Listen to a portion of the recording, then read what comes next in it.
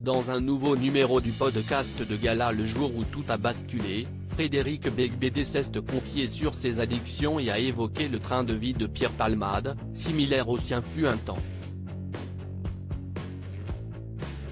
Connu pour son franc-parler en toutes circonstances, Frédéric Beigbeder n'épargne personne, ni même sa propre personne.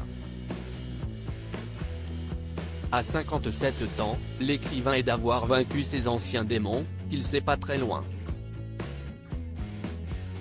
Ex-consommateur de cocaïne, il avouait le mois dernier sur France Inter qu'il n'était pas à l'abri d'une rechute car, selon lui, on ne guérit jamais d'une telle addiction. Aujourd'hui encore, invité par Gala à raconter le jour où tout a basculé, l'homme de lettres est revenu sur sa dépendance passée dans ce podcast et s'est comparé à une autre personnalité associée fatalement à cette drogue, Pierre Palmade. Frédéric Beigbeder sauvé grâce à son métier, il dit de lui qu'il est son quasi-sosie. Le critique littéraire et l'humoriste, à l'origine d'un accident de la route mortel en février dernier, se ressemblent physiquement, estime Frédéric Beigbeder. Mais pas mentalement.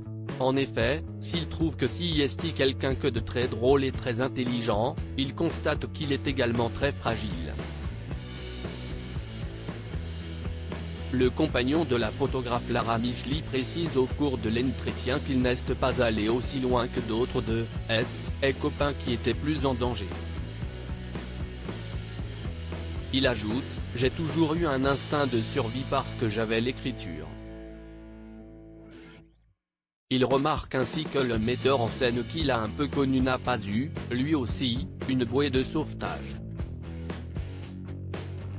L'écrivain donne son avis sur le train de vie de Pierre Palmade, qu'il a un peu connu en évoquant les comédiens, qui n'est plus sous surveillance judiciaire. L'auteur d'un nouvel ouvrage analyse « Je ne sais pas s'il n'a pas manqué à un moment d'une structure.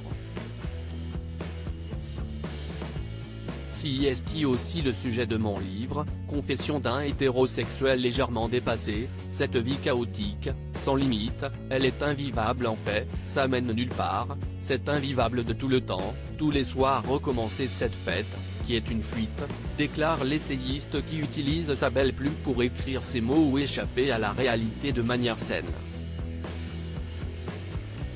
À lire aussi quand la confiance est rompue, c'est irréparable, Frédéric Beigbeder revient sur son embrouille avec Thierry Ardisson.